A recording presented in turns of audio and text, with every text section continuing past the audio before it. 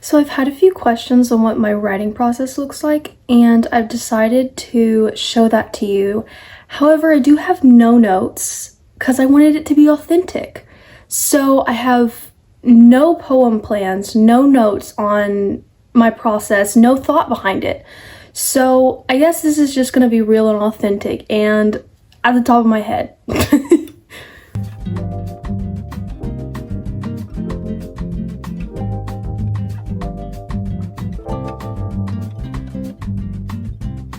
So the first step in my process is usually obviously finding an idea.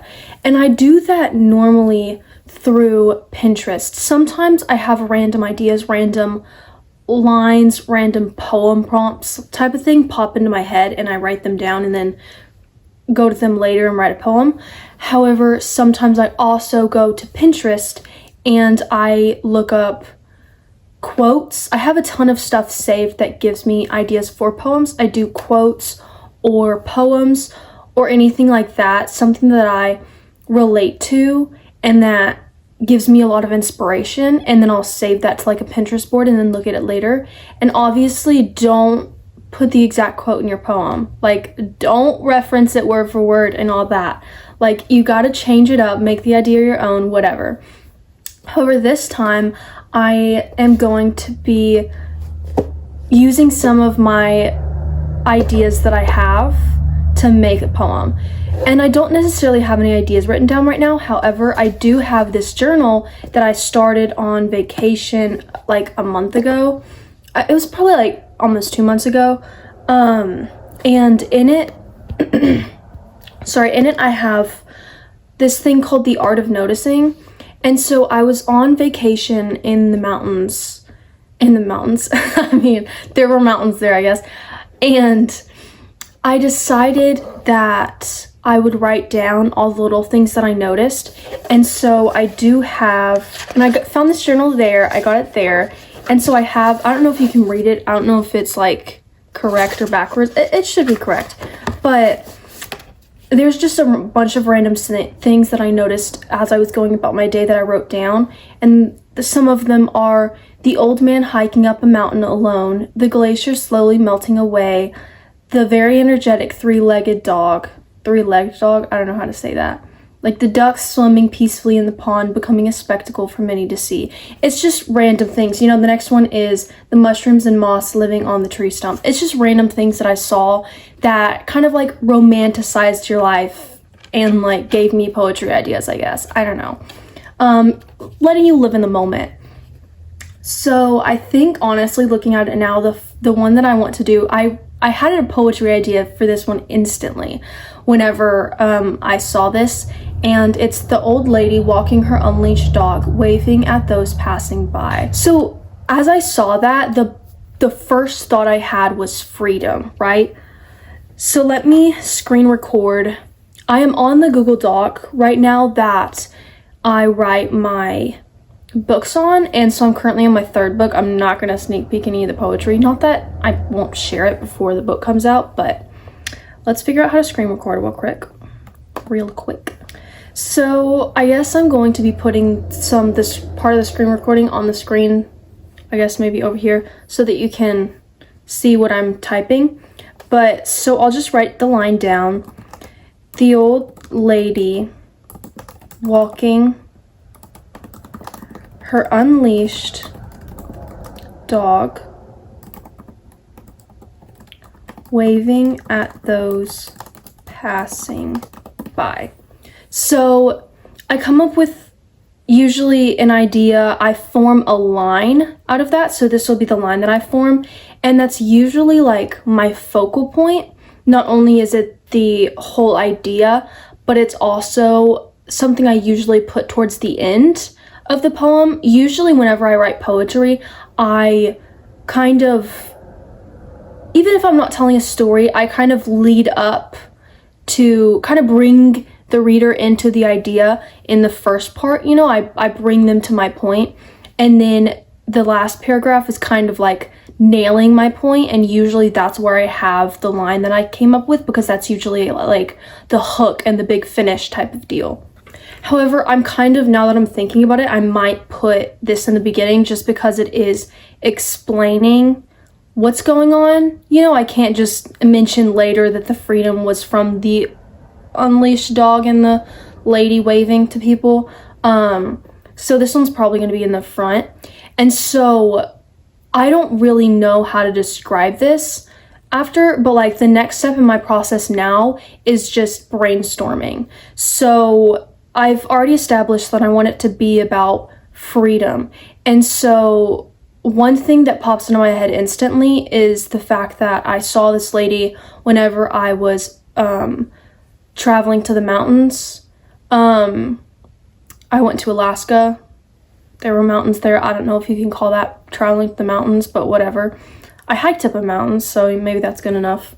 But so I'm going to say, let me think. I'm just going to start off with I went, should I say went or traveled?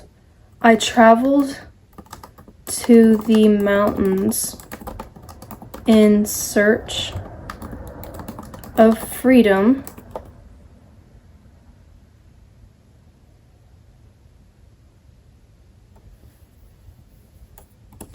Maybe and found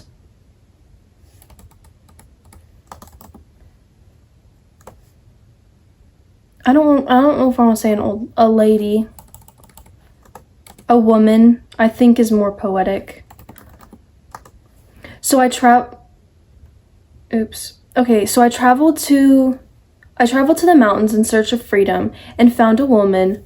I'm going to put walking her unleashed dog, waving, I'm just going to put waving wildly at all who passed by. And so I kind of like to break up the lines with how I read the poem, just because, I don't know, it's just what I vibe with. It seems like the best thing to do to me. And so that's usually how I just break it up. Like, all of my lines are usually uneven because it's just how I naturally read it, but regardless. And so now that I have the idea, so I traveled to the mountains in search of freedom and found a woman walking her unleashed dog, waving wildly at all who passed by. And so now I need to have, so if you think about it like as an essay, like how you're taught essay format in schools, so this would be my intro. It kind of introduces the idea. Now I want to have a long body that sometimes I connect to the intro and sometimes I don't. I'd like disconnect it because I sometimes have paragraphs. I usually have at least two, but I think I'm going to connect this, so I'll instantly connect it to the body, kind of broadening the idea of how the woman walking her unleashed dog and waving at those who passed by equals freedom, how she taught me freedom, that type of idea. And then I'll just kind of like sum it up in the bottom. So if I read it again, I read another thing, I reread it several times. I don't stress about grammar as much whenever I'm doing this. Well, not so much grammar, more spelling. I do stress about grammar. It's not perfect, it's your first draft, whatever. So I traveled to the mountains in search of freedom, and I might try, and there I found a woman walking her unleashed dog, waving wildly at all who passed by. Maybe I'll say,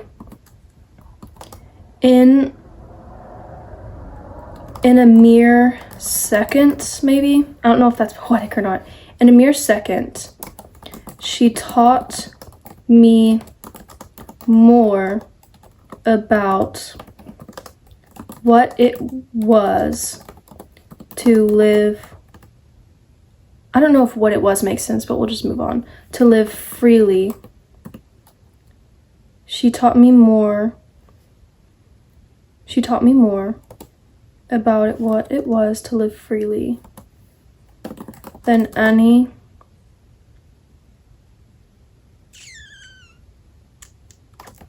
who came before her. I don't know. So I usually write it down and then I'll reread it. So in a mere second, She taught me more about what it was to live freely than any who came before her. So I'll just leave that like it is right now, because usually I write out kind of the first draft, you know, just a rough draft, get all my ideas down, get the layout, whatever, and then I table it. And I usually give it a few hours a day. And so this is kind of on topic but off topic, taking a break from this. So I usually initially write in my notes app on my phone. Sort of out of convenience, you know, it's always with me. Another thing is it's just how I do things. It's easy, it's my routine. And so I'll write the poem initially on my notes app, and then I have this little folder in my notes called Poem Factory, and that's where I keep all of the poems I'm working on and all of ideas. I write down ideas and then leave the note and then come back to it later. So whenever I finish the poem in my notes, I'll just pin the note and then leave it, and then I'll come back to it maybe that day, maybe a few days later, and I will then put it into the Google Doc on my computer. The poem, I'll copy it down into my computer, and while I'm writing it down on like the doc that has my book on it, like my poems from my book or whatever, the pages, as I write it, I will kind of edit it and go through it and reread it several times, and then kind of make the like final edits. And then whenever I start finishing my book, maybe as I get pretty far into my book, I will go through several times and kind of for fun and kind of for editing purposes, reread all of my poems, and then sometimes I make some more adjustments. And so initially I just write and then don't even worry about any of the rest of the stuff, but over time I slowly kind of edit it into what it becomes once it's published. So regardless, let's go back. I think I have a double space here. Let's go back to the poem. So we'll reread it again. I traveled to the mountains in search of freedom, and there I found a woman walking her unleashed dog, waving wildly at all who passed by. In a mere second, she taught me more about what it was to live freely than any who came before her. And then after this, like the instant where my mind goes is personal experience. I kind of just go with the vibes. And so making a second paragraph and tying it more into personal experience, and then maybe going back to the unleashed dog. So if I get kind of a personal story of lack of freedom, and then we'll tie it back into how woman and her dog showcased, represented maybe freedom.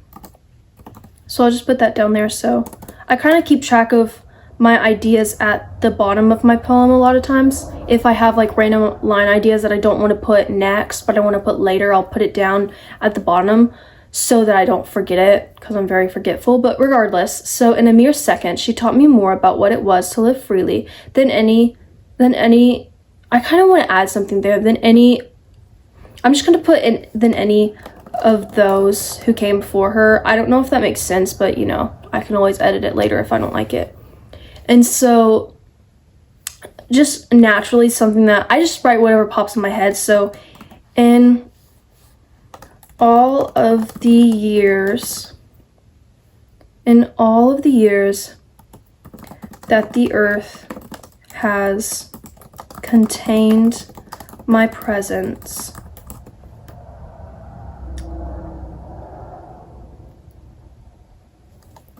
throughout every one I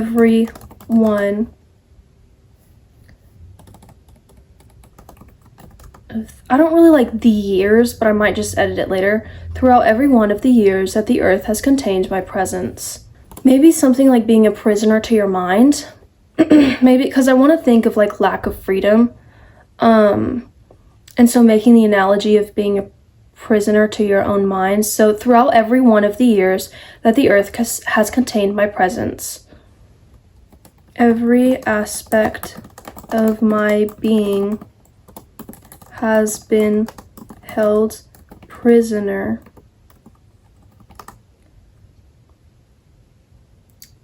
by the issues in my mind. I'm just gonna put by my mind and then I can change it later. So throughout every one of the years that the earth has contained my presence, every aspect of my being has been held prisoner by my mind. At the hand of my mind, maybe? At the hand of my mind. Oh, of my mind, my bad. I kind of want to say every here, so I'm kind of leaning towards, so lack of freedom, I'm kind of, in this moment, leaning towards going towards an anxiety and depression route and adding kind of speckles of that in there. You know, maybe you feel so trapped in your mind that and maybe even comfort. Like I love writing about how comfortable I feel with negative emotions just because it's very prominent in my life, especially right now. And so maybe I could write something about how I feel so comfortable in, you know, my negative emotions kind of hint and sprinkle in anxiety and depression that I would rather shove myself into like a box than allow myself to like live freely. So I don't know how to say that though. Every moment I wake and every time my mind lingers, maybe my mind avoids, and every time my mind avoids sleep, I am consumed by something. I'll just put, like sometimes when I don't know what to put there, I just put 3 dots and then come back to it later. So I'm consumed by blank. And then I kind of want to go into over time, negative emotions became a vital part of my routine.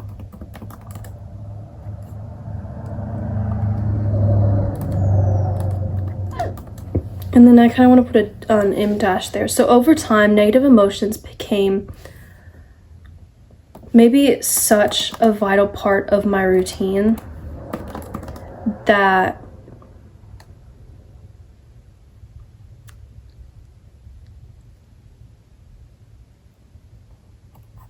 I snuffed out every bit of light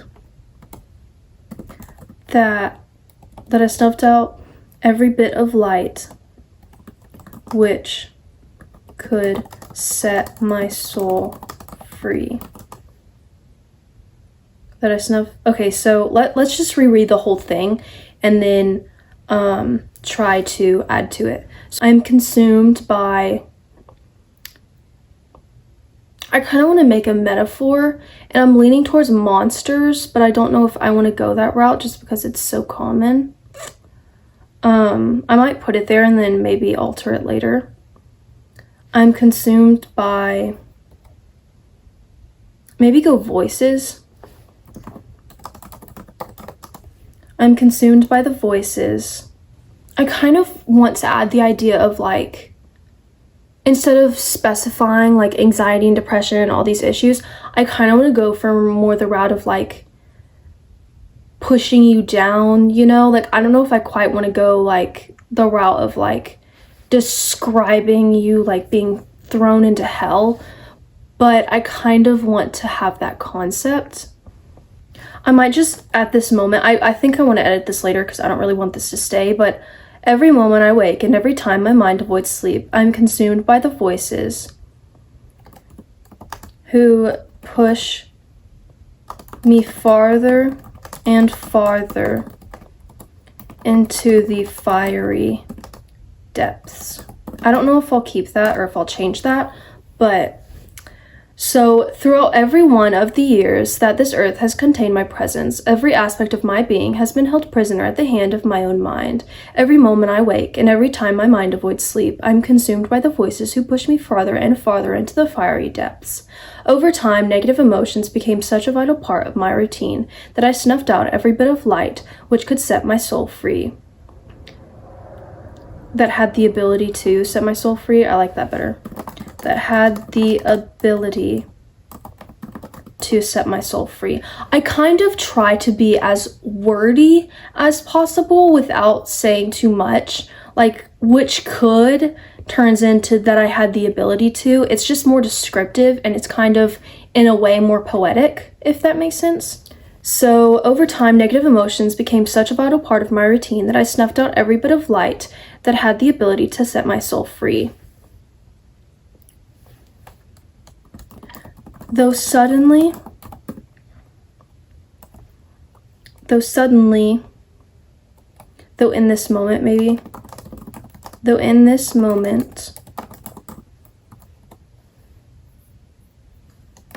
I watched the woman, I kind of want to say like, give the idea that she is very unique, you know, I don't want to say like crazy, but very different from others. I might just put unique in there right now and then change it to something more poetic sounding later. So I watched I think I'm going to put parentheses and then just put unique woman. So I watched the woman prance along. I might change that because I don't know if I like how it sounds. Along the street. Her dog roaming just as freely as her. Though in this moment I watched the unique woman prance along the street, her dog roaming just as freely as her, and suddenly realized how freedom lies, I don't really like realized and lies, but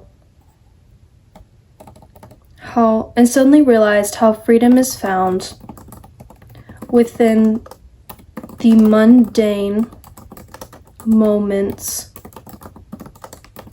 we make unique.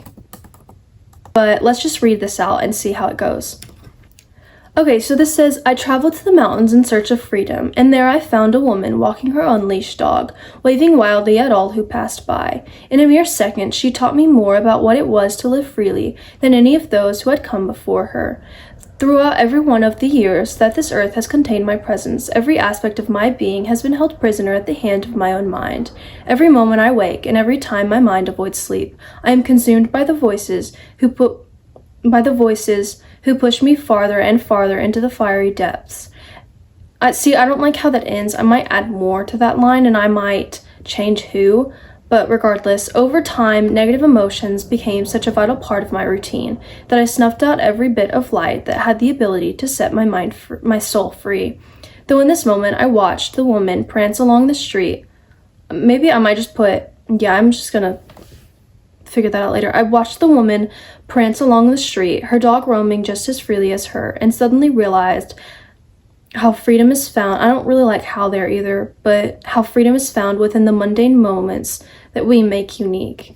I might put which we make unique. So yeah, that is my little poem right there. And that was kind of like my process. To recap, I guess, I very much just come up with an idea, find something on Pinterest, something that randomly pops in my head, something in my life that inspires me, and then through that I create a line or 2 lines or 3 lines, like kind of like a sentence that sums up the idea that I'm going for. And then, also make sure that your sentence is worded by you. If you're finding something off of Pinterest or something inspires you off of a random creator's video or something like that, you have to like reword it and make it your own. Plagiarism, you know, whatever. So, and then I kind of just think for a moment about the topic, what I want to go with it. A lot of times whenever I start off my poems, I start in the whole personal experience, you know, and give my personal experience and kind of lead up and explain the topic that I'm going for. And then I would kind of put in my line at the end and kind of sum up my ideas, I guess.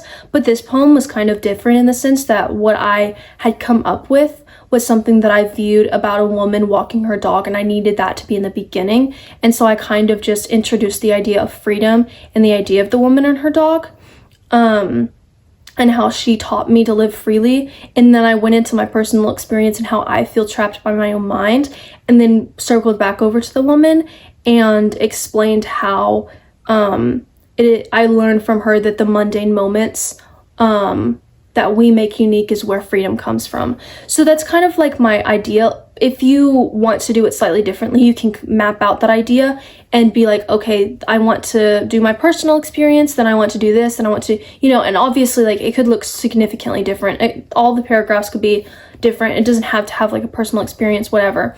And so that's kind of how I do mine. Whenever you write your first draft, it's not going to look like what you want it to. Usually you may not like it at first. However, that doesn't mean that your idea in your poem isn't good. Over the course of like, you know, a few hours, a few days, you can adjust it and add in metaphor.